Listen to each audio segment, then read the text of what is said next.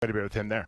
Yeah, no, exactly. That's what's going to be needed, and ultimately they need. I think the Blue Jays are in a position here, and Keegan was talking about it yesterday, where you need to be aggressive and be greedy and be thinking of running away with the division.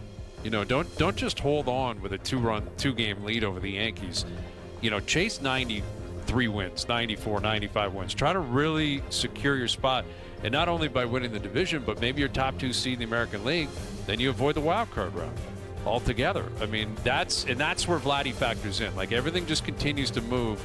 The way you add another 2 or 3 wins to the win column is Guerrero can single-handedly do it, and Bichette can do it. And if you get Barshow back and Santander back, all of this, could be available to the Blue Jays. And if it all comes together, you're going to have a special, stretch run here through August and into September. All right, Week 7 of the CFL beginning tonight. And Chad Kelly's still not ready to return. It sounded like he's real close. The Argos are in Montreal. They're a massive underdog. I think a double-digit dog. I think 10.5 on FanDuel, I believe. Alouettes 3-2. They've off to a pretty good start. The East, seemingly like every other year, is more watered down than the West. Here's our CFL, NFL reporter and insider. Here's Dave Naylor. How you doing, Nail Gun? Hey, Brian. You mentioned the West's dominance over the East in the CFL. This is one of these things that I always get asked about, like why?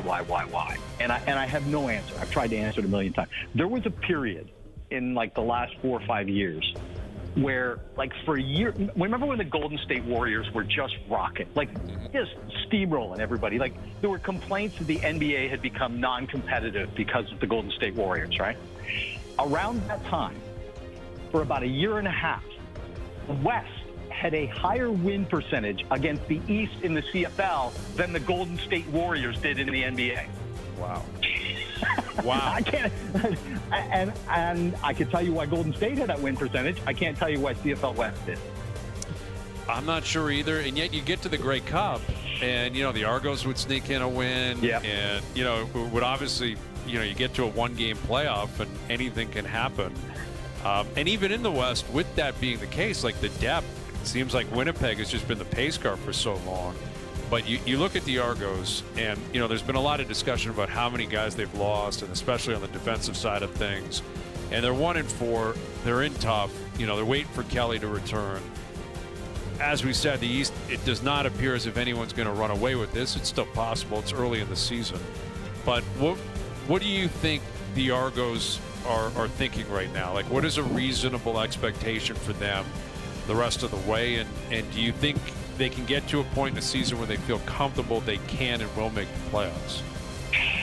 I think we're really on the Chad Kelly train here. And, from my latest information at the start of the week was, Chad Kelly was, running Skelly, but he still wasn't running team drills. So I'm not sure it's like that close. It may still be a little while away, based on what he's doing in practice. And look, this is kind of deja vu for the Argos, right? Because they missed Kelly for half the season last year because of the suspension. But here's the difference. And Nick Arbuckle, basically was the guy last year, like he has been this year. Here's the difference. Last year, their defense was playing pretty well, especially after the first month of the season.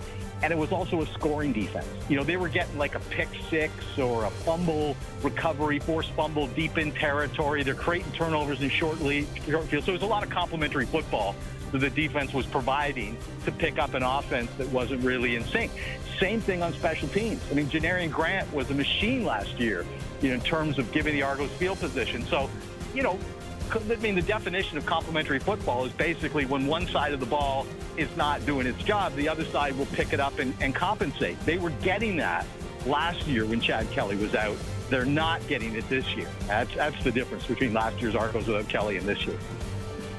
What about down there in Hamilton? Are you liking what you're seeing from their quarterback play and enough from their defense?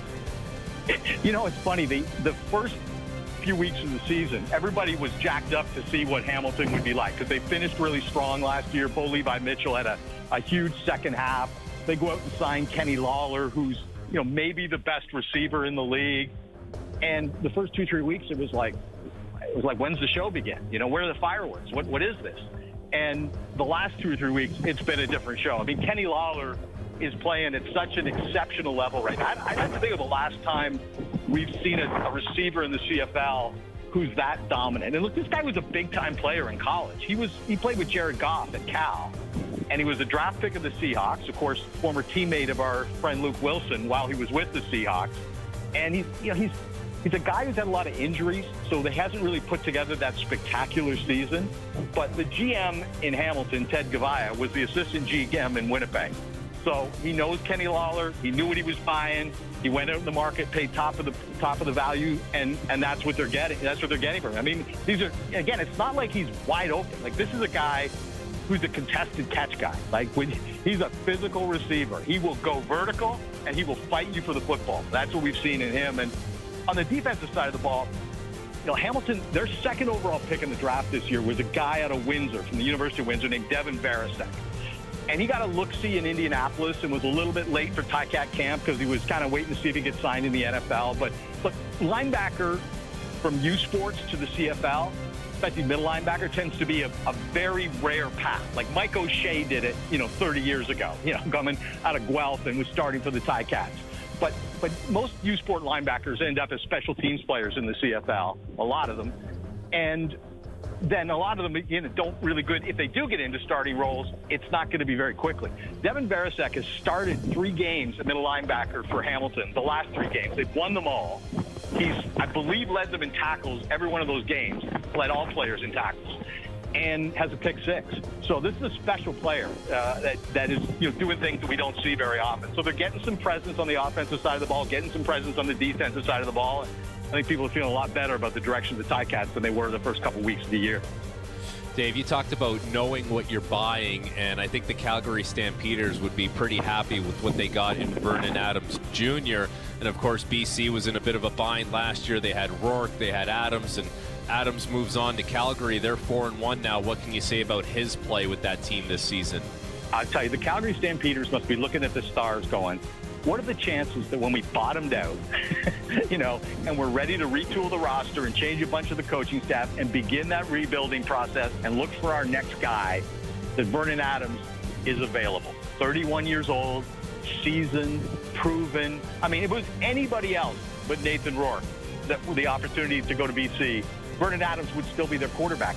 And he's not just, a dynamic player and a guy who can do all kinds of things at his position. He's also a guy who sets culture. Everywhere Vernon Adams has been, he's been a leader. He's a guy who understands this league and kind of how to conduct himself off-season, in-season. I remember talking to Jalen Philpott, one of the Philpott twins, who was a free agent last year after 3 years with Calgary, and I was talking to him about, the decision to go back to the Stamps after, they'd kind of bottomed out last year. And it was clear he'd spent a lot of conversations in the offseason with Vernon Adams. I mean, Vernon Adams arrived in